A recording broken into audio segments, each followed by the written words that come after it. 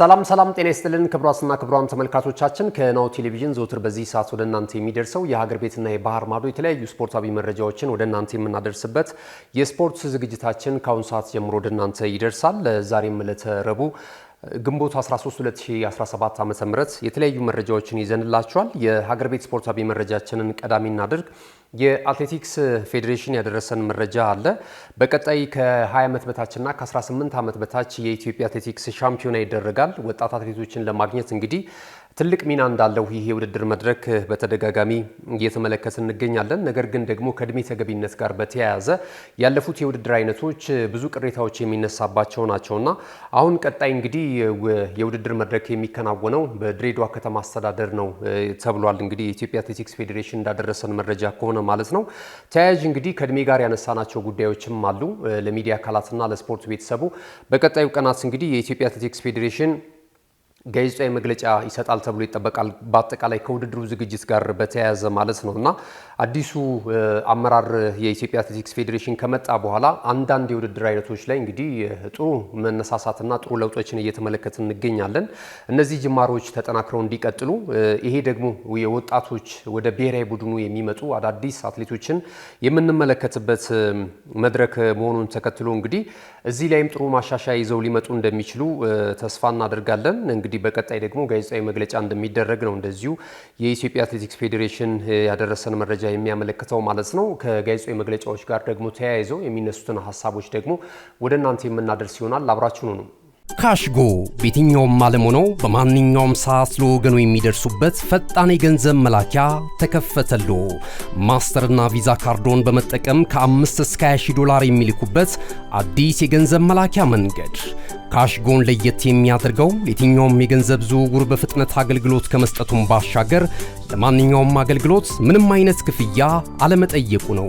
በሀገራችን ታሪክ ገንዘብን ከውጪ ወደ ሀገር ቤት በማስተላለፍ በመተግበሪያ መልክ አገልግሎት መስጠት የጀመረው የመጀመሪያው ሀገር በቀል የገንዘብ መላኪያ ዘዴ ካሽጎ ከ4500 በላይ ባሉ የባንክ ቅርንጫፎች አገልግሎት እየሰጠ ይገኛል። ገንዘቦን በሰኮንዶች ልዩነት ውስጥ ይፈልጉ በአካውንቶ ወይንም በእጆ ቆጥረው የሚወስዱበት ልዩ ዘዴ። በቅርቡ ሁሉንም ኢትዮጵያዊ ባለቤት ለማድረግ ጉዞ የጀመረው ካሽጎ ዛሬውኑ መተግበሪያውን በስልኮ ላይ በመጫን የአገልግሎቱ ተጠቃሚ ሆኑ። ፍጥነት መለያችን፣ ኢትዮጵያን መክፈቻችን፣ ካሽጎ ነው መላኪያችን። ካሽጎ የአዲሱ ትውልድ ብራንድ።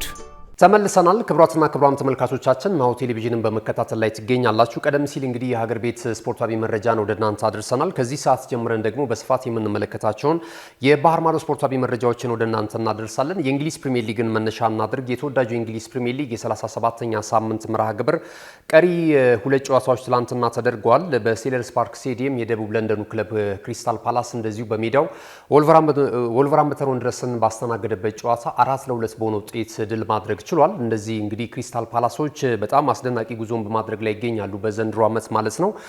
ባሳለፍነው ሳምንት መጨረሻ እንግዲህ በኤፍኤ ካፕ የውድድር መድረክ የፍጻሜ ጨዋታ ላይ እንግዲህ ጠንካራውን በዘንድሮ ዓመት ጥሩ ባይሆንም ነገር ግን አጠቃላይ አካሄዱ ግን የሚገርመውን ማንቸስተር ሲቲን 1-0 በሆነ ውጤት በማሸነፍ የመድረኩን የዋንጫ ክብር ከፍ ካደረጉ በኋላ በዚህ ስሜት ውስጥ በዚህ መነሳሳት ውስጥ ሆነው ነው ትላንት ምሽትም ጨዋታቸውን ያደረጉት። በሜዳቸው ያደረጉትንም ጨዋታ 4-2 በሆነ ውጤት ድል ማድረግ ችለዋል። ኤዜ በጣም አስገራሚ እንቅስቃሴ በማድረግ ላይ ይገኛል። ይህ ተጫዋች እንግዲህ የፍጻሜውንም የዋንጫ ጨዋታ ላይ በኤፍኤ ካፑ በሱ ባስቆጠራት ብቸኛ ግብ ነበረ የመድረኩን የዋንጫ ክብር ማሳካት የቻሉት ማለት ነውና በተከታታይ ጨዋታዎች ላይ ጎል እያስቆጠረ ይገኛል። አሁን ትልልቅ ክለቦች እየተመኙት የሚገኝ አይነት ተጫዋች ሆኗል። በቀጣይ በትልልቅ ክለቦች ውስጥም ልናየው እንደምንችል መረጃዎችን እየተመለከትን ነው የምንገኘው። ትላንት ምሽትም በነበረው ጨዋታ ላይ ጎል ማስቆጠር ችሏል። ከዛ ባለፈ ደግሞ እንደዚሁ ኤዲ ኒኬታ የቀድሞ መድፈኛው ተጫዋች 2 ግቦችን ከመረብ ማሳረፍ ችሏል። ይህም ተጫዋች ከአርሰናል በቀጥታ ወደ ክሪስታል ፓላስ ካመራ በኋላ ተቀይሮ የመሰለፍ እድል ባገኘባቸው ጨዋታዎች ላይ በጣም ጥሩ እንቅስቃሴ ያደርጋል፣ ጎሎችን ያስቆጥራል። ቲም ስፕሪት ላይ ያለውም እንቅስቃሴ እጅግ በጣም አስደናቂ ነውና በቀጣይ ምናልባት ከክሪስታል ፓላስ ጋራ ሌሎች የዋንጫ ክብሮችንም ሊያሳካ ይችላል። ክሪስታል ፓላስ አሁን በቀጣይ እንግዲህ የክለቡ አመራሮችም ባለሀብቶችም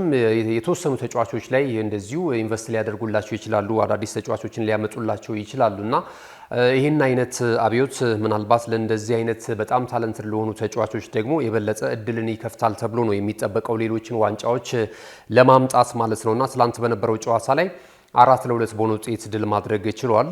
የ9ኛ ደረጃቸውንም የበለጠ ያጠናክሩበትን አጋጣሚ እየተመለከትን እንገኛለን ማለት ነው። ሌላው በዚሁ ሰዓት ላይ በኩል ተመሳሳይ ጊዜ የተደረገው በኢታድ ስቴዲየም ማንቸስተር ሲቲን እንደዚሁ ከብራይተን ጋር ያገናኘው ጨዋታ ከበርንማውዝ ጋር ይቅርታ ያገናኘው ጨዋታ በማንቸስተር ሲቲ 3-1 አሸናፊነት ፍጻሜውን አግኝቷል። ትላንት በነበረው እንቅስቃሴ ላይ ልዩ ድባቦችን ተመልክተናል። በተለይ ሌጀንዳቸው ኬቨን ደብሮነ የመጨረሻውን በኢታድ ስቴዲየም የነበረውን ስንብት ያወጀበት ዕለት ነበረ። እንግዲህ አስቀድሞ ከክለቡ ጋር እንደሚለያይ ማሳወቁን ተከትሎ የክለቡ ደጋፊዎች ብቻ ሳይሆኑ ገለልተኛ የእግር ኳስ ተመልካቾች ሁሉ የዚህ ተጫዋች ከእንግሊዝ ፕሪሚየር ሊግ መሰናበት በጣም እንዳሳሰባቸው ሲናገሩ ነበር፣ እንዳሳዘናቸውም ጭምር ማለት ነው። የፕሪሚየር ሊጉ ድምቀት ከሆኑ በጣም ታለንትድ ከሆኑ ተጫዋቾች መካከል በብቃታቸው ከሚያሳምኑ ሌሎች ደጋፊዎችንም ከሚጋብዙ ተጫዋቾች መካከል አንደኛው ኬቨን ደብሮነ ነበር። እንግዲህ ያለፉትን ዓመታቶች ተመልክተናል። በማንቸስተር ሲቲ ከፍታ ውስጥ በጣም ስኬታማ ጊዜን ማሳለፍ የቻለ ተጫዋች ነው። ዘንድሮም እንግዲህ እስከ መጨረሻው ድረስ ይህ ተጫዋች ግልጋሎት ሲሰጥ እንደነበረ ተመልክተናል። የተለያዩ የዋንጫ ክብሮችን ማንሳት ችሏል። የፕሪሚየር ሊጉን የዋንጫ ክብሮች በተደጋጋሚ እንደዚሁም ደግሞ የአውሮፓ ቻምፒየንስ ሊግም 2023-24 የውድድር ዘመን እንደዚሁ ኢንተር ሚላንን አሸንፈው የመድረኩን የዋንጫ ክብር ለመጀመሪያ ጊዜ ማንቸስተር ሲቲ ሲያሳካ የዚህም ተጫዋች ሚና የጎላ እንደነበረ ተመልክተናል ማለት ነውና እነዚህን ይሄ ጨዋታ ትላንትና አንደኛው ደጋፊዎች በይፋ የተሰናበተበት አጋጣሚ ነበረ። እንግዲህ ከዚህ ቀደም የአካዳሚው መንገድ አንደኛው በስሙ እንደሚሰየምለት ሲገለጽ እንደነበር ይታወሳል። አሁን ደግሞ እንደዚሁ ሐውልት ለማሰራት ማንቸስተር ሲቲ እግር ኳስ ክለብ ለዚህ ተጫዋች የዚህን ተጫዋች ምስል የያዘ ሐውልት እንደ ሰርጂዮ አጉዌሮ ሁሉ ለዚህም ተጫዋች የሚንጊዜውም የማንቸስተር ሲቲ ሌጀንድ ነው በማለት ሐውልት ለማሰራት እንደዚሁ ስለመስማማታቸው እየተገለጸ ነው የሚገኘው ማለት ነው። ተጫዋቹ የሚታወስበትን አንድ ምልክት ለማስቀመጥ ጥረት እያደረጉ እንደሚገኙ ተነግሯል ማለት ነው። ትላንት ግን በኢታድ ስቴዲየም ያሉትን ደጋፊዎች እንደዚሁ በክብር ተሰናብቷል። አሰልጣኝ ፔፕ ጋርዲዮላ ስሜቱን መቆጣጠር አቅቶት የዚህን ተጫዋች ስንብት እንግዲህ በእንባ ገልጾታል ማለት ነውና በጣም የሚወደድ ተጫዋች ነው። ቀደም ሲል እንደገለጽኩላችሁ በገለልተኛ ደጋፊዎችም ጭምር ማለት ነውና በቀጣይ እንግዲህ በእንግሊዝ ፕሪሚየር ሊግ ላንመለከተው እንችላለን። ቀጣይ ወደ ሳውዲ ፕሮ ሊግ እና እንደዚሁ ወደ ሜጀር ሊግ ሶከር በማምራት እንግዲህ ገንዘቦችን ይሰራል ተብሎ ይጠበቃል በቀሩት የእግር ኳስ ህይወቶቹ ማለት ነውና ትላንትና እንግዲህ ተሰናብቷል። ትላንት ግን ማንቸስተር ሲቲ ድል ማድረጉን ተከትሎ ወደ 3ኛ ደረጃ መጥቷል። የሰበሰባቸውንም ነጥቦች እንደዚህ ወደ 68 ከፍ ማድረግ የቻለበትን አጋጣሚ ነው መፍጠር የቻለው። ይሄ ደግሞ በአውሮፓ ቻምፒየንስ ሊግ የውድድር መድረክ በቀጣይ ዓመት የሚሳተፍበትን አጋጣሚ በለጠ ከፍ ያደረገበትን ውጤት ነው ማስመዝገብ የቻለው ማለት ነው። በቀጣይ የመጨረሻ ጨዋታውን ያከናውናል። በጣም ከባድ ጨዋታ ነው የሚያደርገው ከፉልሃም ጋር ከሜዳ ውጪ ጨዋታውን ያደርጋልና 66 ነጥቦችን የያዙ በሊጉ የደረጃ ሰንጠረዥ ላይ ያሉን ቼልሲ እንደዚሁ ኒውካስል ዩናይትድን እና የአስተን ቪላን የመሳሰሉ ቡድኖች ማለት ነውና በራሳቸው እድል የራሳቸውን ይወስናሉ። የሌሎቹን የመሸናነፍ ውጤት የሚጠብቁ ነው የሚሆኑት እነዚህ ቡድኖች። ነገር ግን ማንቸስተር ሲቲ ትላንት ወሳኙን ድል ነው በሜዳው ማሳካት የቻለው ማለት ነው። የእንግሊዝ ፕሪሚየር ሊግ እንግዲህ የፊታችን እሁድ በኩል ተመሳሳይ ጊዜ 12 ሰዓት ላይ በሚደረጉ ጨዋታዎች የሚጠናቀቅ ነው የሚሆነው። ወራጆቹን አስታውቋል፣ ሻምፒዮናውን አስታውቋል። ነገር ግን በአውሮፓ መድረክ በቀጣይ ዓመት የሚደረጉ ጨዋታዎችን ደግሞ ስፍራዎችን ይዞ ለማጠናቀቅ የሚደረገው ጥረት በዚሁ ሰዓት ላይም እንግዲህ እሁድ ምሽት የምንመለከተው ነው የሚሆነው ማለት ነው። ሌሎች አጫጭር ስፖርታዊ መረጃዎችን ወደ እናንተ እናደርስ። ዛሬ እንግዲህ በከፍተኛ ጉጉት በእግር ኳሱ አፍቃሪያን ዘንድ የሚጠበቀው የኤሮፓ ሊግ የፍጻሜ ጨዋታ በሀገረ ስፔን ሳን ማሜስ ስቴዲየም ይከናወናል።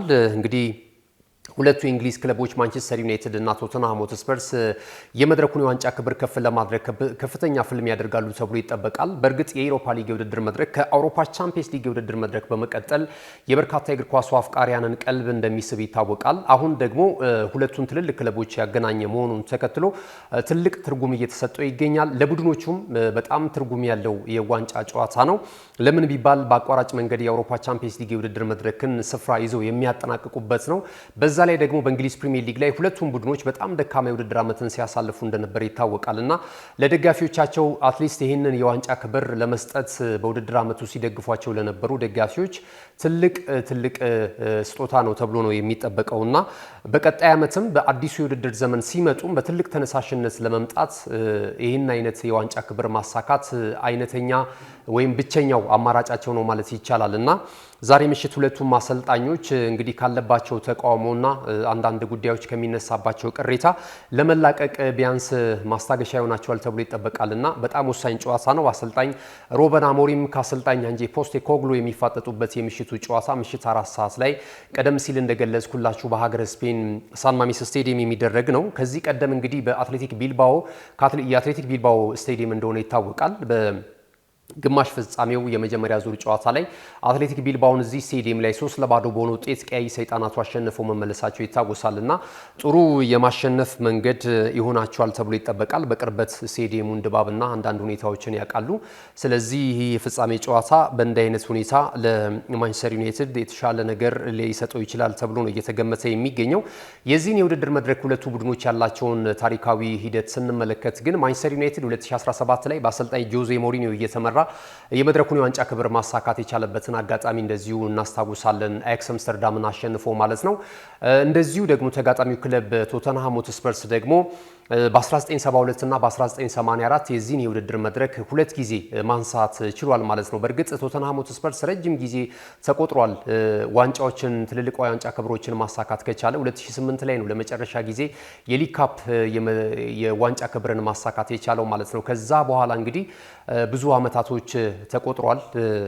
የተለያዩ ተጫዋቾች መጥቷል፣ የተለያዩ አሰልጣኞች መጥቷል። ነገር ግን የቶተንሃም ሆትስፐርስ በተለይ ደግሞ ከአርሰናል ጋር የአንድ ከተማ ባላንጣ ስለሆኑ አርሰናሎች በይብዛ ሚነስ እንግዲህ በጥሩ ሂደት ላይ ነው የሚገኙት፣ በጥሩ ግንባታ ላይ ነው የሚገኙት እና ይህን አይነት ሁኔታ ደግሞ በቶተንሃም ሆትስፐርስ ቤትም እንዲመጣ ደጋፊዎች ይፈልጋሉ። ለዛም ነው አሰልጣኝ አንጄ ፖስቴኮግሉን የቀጠሩት ማለት ነው።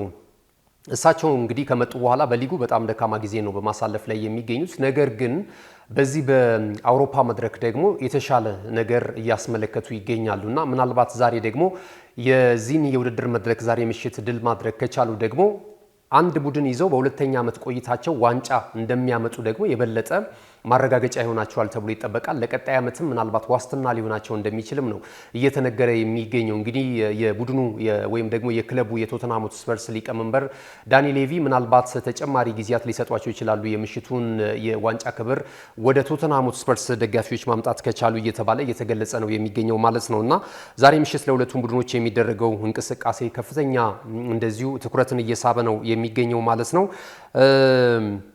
ይህንን የውድድር መድረክ እንግዲህ ሴቪያ 7 ጊዜ በማንሳት የመድረኩ የዋንጫ ክብርን በተደጋጋሚ በማንሳት ይህንን መድረክ እየመራ ይገኛል። ሌሎች የእንግሊዝ ክለቦችም አሉ። ለምሳሌ ሊቨርፑል 3 ጊዜ ማንሳት ችሏል። ማንቸስተር ዩናይትድ ቀደም ሲል እንዳልኳቸው 1 ጊዜ ማንሳት ችሏል። ቼልሲም 2 ጊዜ የመድረኩን የዋንጫ ክብር ማሳካት ችሏል። እነዚህ አይነት ቡድኖችን በእንግሊዝ ፕሪሚየር ሊግ እየተመለከትን ነው የምንገኘው ማለት ነው እና ዛሬ ሁለቱን የእንግሊዝ ክለቦች የሚያፋጥጠው የኤሮፓ ሊግ የፍጻሜ ጨዋታ ምሽት 4 ሰዓት ላይ ይደረጋል። ከዚህ ጨዋታ አስቀድሞ ከጉዳት ጋር በተያያዙ የተለያዩ መረጃዎች እየወጡ ይገኛሉ። በማንቸስተር ዩናይትድ ቤት በጣም ጥሩ ነገር ነው እየተመለከትን የምንገኘው።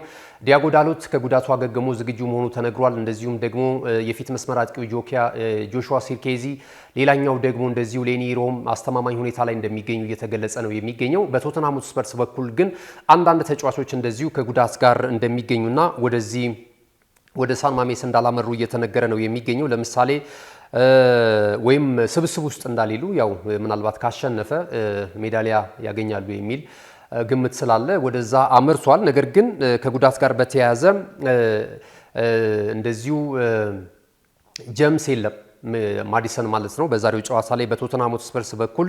ሌላኛው እንደዚሁ ዲያን ክሎቭስኪም እንደዚሁ እንደሌለ በጉዳት ምክንያት እየተገለጸ ነው የሚገኘው። ቶተንሃም ሆትስፐርስ በዚህ በዋንጫው ጨዋታ ላይ በሚያደርገው ፍልሚያ እነዚህ ወሳኝ ተጫዋቾች አለመኖራቸው ምናልባት ተጽዕኖ ሊኖረው ይችላል እየተባለ እየተገለጸ ነው የሚገኘው። እንግዲህ በውድድር ዓመቱ በጣም አወዛጋቢ የእንግሊዝ ፕሪሚየር ሊግ ጉዟቸውን ያስመለከቱን። ዛሬ ምሽትስ ሁለቱ ቡድኖች የሚያደርጉት ጨዋታ በማን አሸናፊነት ይጠናቀቃል? ማን ሻምፒዮና ሆኖ በአቋራጭ ወደ አውሮፓ ቻምፒየንስ ሊግ የውድድር መድረክ ያቀናል የሚለው ነገር እንግዲህ ይጠበቃል ማለት ነው። እንግዲህ ምሽት ላይ ይህን ጨዋታ እንድትከታተሉ እንጋብዛችኋለን። ሌሎች አጫጭር ስፖርታዊ መረጃዎችን ወደ እናንተ እናድርስ። ክቡራትና ክቡራን ተመልካቾቻችን ከዝውውር ጋር በተያያዙ የተለያዩ መረጃዎች እየወጡ ነው የሚገኙት። ሪያል ማድሪድ የስፔኑ ክለብ የተለያዩ ተጫዋቾችን በክረምቱ የተጫዋቾች የዝውውር መስኮት እንግዲህ እያስፈረመም ይገኛል። ሌሎችም ራዳር ውስጥ የሚገኙ ተጫዋቾች እንደዚሁ አሉ። አስቀድሞ የሊቨርፑሉን የቀኝ መስመር የተከላካይ ወይም ደግሞ ቀኝ መስመር ተመላላሽ ተጫዋችን ትሬንት አሌክሳንደር አርኖልድን በነፃ ዝውውር የግሉ ማድረጉን ማረጋገጡ የሚታወስ ነው። አሁን ደግሞ እንደዚሁ የቤኒፊካውን አልቫሮ ካሬራስን ለማስፈረም እንደዚሁ ሪያል ማድሪድ ዝግጅቱን ማጠናቀቁንና አንዳንድ ነገሮችን ስለመጀመሩ እየተገለጸ ነው የሚገኘው። እስከ 50 ሚሊዮን ፓውንድ ድረስ የውል ማፍረሻው ተቀምጧል በቤኒፊካ በኩል ማለት ነው። ይህ ተጫዋች በጣም አስደናቂ እንቅስቃሴን በማድረግ ላይ ይገኛል። ገና 22 ዓመቱ ላይ ነው የሚገኘው። ከዚህ ጋር ተያይዞ እንግዲህ ሌሎችም ክለቦች የዚህን ተጫዋች ግልጋሎት ፍላጎት ቢኖራቸውም ነገር ግን አሁን እየወጡ እንዳሉ መረጃዎች መሰረት ከሆነ ደግሞ ተጫዋቹን በቀጣይ ወደ ሪያል ማድሪድ ወደ ሎስ ብላንኮቹ ያመራል ተብሎ እየተገመተ ነው የሚገኘው። 65 ጨዋታዎችን አድርጓል። 11 ግቦች ላይ ቀጥተኛ ተሳትፎ ያለው ተጫዋች መሆኑንም እየተመለከትን እንገኛለን። በቀጣይ ቤኒፊካ በፖርቹጋል ዋንጫ የፍጻሜ ጨዋታ አለው የፊታችን እሁድ። እንግዲህ ሪያል ማድሪድ ከዚህ የፍጻሜ ጨዋታ በኋላ ከዚህ ተጫዋች ጋር ንግግር ያደርጋል ተብሎ ይጠበቃል። አንዳንድ ግን የጀመራቸውም ንግግሮች እንዳሉ እየተገለጸ ነው የሚገኘው ማለት ነው። ሌላው እንግዲህ ከሪያል ማድሪድ ጋር በተያያዘ አርሰናልን ወደሚያካትተው መረጃ እንለፍ። ሮድሪጎ አሁንም የአርሰናል ሌላኛው ተመራጭ ተጫዋች ሆኗል። ይህ ተጫዋች እንግዲህ በክሊያን ምባፔና ቪኒ ጁኒየር ተሸፍኛለሁ፣ ተጋርጃለሁ፣ አቅሜን ለማሳየት ያናህል ሁኔታዎች እየተመቻቹልኝ አይደለም የሚገኘው። ደጋፊዎችም ትኩረታቸው እዚህ ላይ ነው፣ የቡድኑም አመራሮች እንደዚሁ ትኩረታቸው እነዚህ ተጫዋቾች ላይ ነው የሚል ቅሬታ አለው እየተባለ በተደጋጋሚ መረጃዎች ሲወጡ እናስታውሳለን። አሁን ከቡድኑ የመውጣቱ ነገር እንደዚሁ ይፋ ሆኗል። ስለዚህ አርሰናል ይህንን ተጫዋች የማስፈረም ፍላጎት አለው። በእርግጥ ሌሎችም ክለቦች እያማተሩት ይገኛሉ። የአርሰናል ፍላጎት ግን የበለጠ አሁን ከፍ ስለማለቱ ነው እየተገለጸ የሚገኘው ማለት ነው እና በቀጣይ እንግዲህ ሮድሪጎ ወደ ኤምሬትስ ሊያመራ የሚችልበት እድል እንዳለ ነው መረጃዎች እየወጡ የሚገኙት። ማንቸስተር ዩናይትድ እንደዚሁ የዴላፕን የዝውውር ሁኔታ ለማጠናቀቅ ከጫፍ የደረሱበትን መረጃዎች እየወጡ ይገኛሉ። ይህ ተጫዋች የኢፕስዊች ታውን ንብረት እንደሆነ ይታወቃል። ነገር ግን ማንቸስተር ዩናይትዶች ደግሞ ይህን ተጫዋች ለማስፈረም አሁን ምርጫቸው አድርገውታል ተብሏል። አንዳንድ ንግግር ስለመጀመራቸው ተጫዋቹንም በግል አሰልጣኝ ሮበን አሞሪም ደውለው እንደዚሁ እንዳወሩትና ወደ ማንቸስተር ዩናይትድ የመምጣት ፍላጎት እንዳለው ተጫዋቹም እንደዚሁ ማረጋገጫ ሰጥቷል ተብሏል። እንግዲህ በቀጣይ ይህንን መረጃ እንመለከታለን። ሌላኛው መረጃችን የሚሆነው ደግሞ ኢሚሊያኖ ማርቲኔዝ ነው። ይህ ግብ ጠባቂ የአርጀንቲናዊ ኢንተርናሽናል የዓለም እግር ኳስ ዋንጫ የውድድር መድረክ አሸናፊ መሆኑ የሚታወስ ነው። የ2022ቱን በካታር አስተናጋጅነት በተደረገው የዓለም እግር ኳስ ዋንጫ የውድድር መድረክ ላይ እንግዲህ እንደነ ሊዮኔል አንድሬስ ሜሲን ያሉ አንጄል ዲማሪያን የመሳሰሉ ተጫዋቾች በዛ እንቅስቃሴ ላይ የነበራቸው ሚና ይታወቃል። ነገር ግን ደግሞ የዚህ ግብ ጠባቂ ሚና በተለይ በፍጻሜው ዕለት የመጨረሻ ኳስ ያዳነበት የነ ኮሎሙሃኒ የመጨረሻውን ኳስ ያመከነበት ሁኔታ እንግዲህ ዓለም ዋንጫውን ፍጻሜ ጨዋታ ስናስታውስ ማስታወስ እንችላለን። ያዳናቸውም የመለያ ምቶች ነበሩ በፍጻሜው ጨዋታ ላይ ማለት ነውና ይህንን ተጫዋች በአስተን ቪላ ቤት አስተን ቪላ አሁን ላለው ቁመና በጣም የነበረው ሚና የሚታወስ ነው በአሰልጣኝ ዩናይ ኤምሬ ስር። አሁን ትልልቅ ቡድኖች እያማተሩት ይገኛሉ። ማንቸስተር ዩናይትድ የዚህ ግብ ጠባቂ ፈላጊ ሆኖ ብቅ ብሏል። ሌሎችም ቡድኖች እንደዚሁ ለማስፈረም ከፍተኛ ፍላጎት እንዳላቸው እየተገለጸ ነው የሚገኘውና ከዚህ ቀደም በተደጋጋሚ ዓመት በሚሰራቸው ስህተት አንድሬ ኦናና ደጋፊዎችን እያስደሰተ አይደለም የሚገኘው። እንደዚሁም አሰልጣኝ ሮበን አሞሪም አንዳንድ የቀድሞ ተጫዋቾች የሚሰጡትን ሀሳብና ትችት ትክክል ነው የሚመስል አይነት ሀሳቦችን ሲያጠናክሩ ተመልክተናል እና በግብ ጠባቂው ላይ ደስተኛ ያለመሆናቸውን ነው እየተመለከትን የምንገኘው። እንግዲህ በቀጣይ ይህ ተጫዋች መዳረሻው ምናልባት ኦልትራፎርድ ሊሆን እንደሚችል እየተገለጸ ነው የሚገኘው ማለት ነው። ከዝውውር ጋር በተያያዙ ያሉት መረጃዎች ይህንን ይመስላሉ። በምሽቱ የስፖርት ዜና ወጃችን ላይ ደግሞ ሌሎች ያልተሰሙ ወቅታዊና አዳዲስ ስፖርታዊ መረጃዎችን ይዘን ወደ እናንተ የምንመለስ ነው የሚሆነው። ክቡራትና ክቡራን ተመልካቾቻችን ለዛሬ እንግዲህ ዕለተ ረቡዕ ግንቦት 13 2017 ዓ.ም የተሰናዱ አጫጭር ስፖርታዊ መረጃዎቻችን ይህንን ይመስሉ ነበረ። ስለተከታተላችሁ እናመሰግናለን። የናሁ ቴሌቪዥንን ተወዳጅ ፕሮግራሞች ለማግኘት በዲኤስቲቪ 481 ላይ ታገኙናላችሁ። ሌሎች እንግዲህ በማህበራዊ ሚዲያ አማራጮች ደግሞ በመላው ዓለም በስፋት እየደረስን እንገኛለን። በተለይ ዩቲዩብ ቻናላችን ደግሞ አክቲቭሊ መረጃዎችን ወደ እናንተ እያደረሰ ነው የሚገኘው። የመዝናኛ፣ የስፖርት እንዲሁም ደግሞ ከዓለም አቀፍ እስከ ሀገር ቤት ድረስ የተለያዩ ዜናዎችን ወደ እናንተ እያደረሰ ይገኛል። ከ370 ሺህ በላይ ተከታዮች አሉት። ላይክ፣ ሼር፣ ሰብስክራይብ እያደረጋችሁ ዩቲዩብ ቻናላችንን ጆይን ታደርጉ እንጋብዛችኋለን። ገዛኸኝ ዱላ ነበርኩኝ። የካሜራ ባለሙያችን ደግሞ ሜሮን ሳቱ ነበረች። መልካም ቀን ይሁንላችሁ። እነሆ የምስራች የ10 አየር መንገድ የበረራ ትኬት ለውድ ደንበኞቹ በተቀላጠፈና አስተማማኝ በሆነ መንገድ እያቀረበ ያለው። በዚህም በደንበኞቹ የተመሰገነው ጉዞጎ አሁን ደግሞ ተደራሽነቱን በማስፋት ተጨማሪ ባንኮችን በማካተት ለውድ ደንበኞቹ የበለጠ አስተማማኝ ለመሆን ችሏል። የጉዞጎን አፕሊኬሽን ከአፕ ስቶር ወይም ከፕሌይ ስቶር በማውረድ የመነሻና የመድረሻ ከተማዎትን መርጠው ዋጋ አወዳድረው የሀገር ውስጥም ሆነ ዓለም አቀፍ በረራ ማድረግ ካሰቡ የበረራ ትኬቶን ክፍያ በአቅራቢያው በሚገኙ ባንኮች አንድም በአካል በመሄድ ወይም በኦንላይን የክፍያ አማራጮች ክፍያዎትን በመፈጸም የበረራ ትኬቶን በእጅ ያስገቡ። ከዚህም በተጨማሪ እንደ ሁል ጊዜው ወደ ጉዞጎ የጥሪ ማዕከላችን 7473 በመደወል ከሙሉ የበረራ መረጃ ጋር የ24 ሰዓት የትኬት አገልግሎት ማግኘት እንደሚችሉ ስናበስሮ በታላቅ ደስታ ነው። ለበረራዎ ጉዞጎ።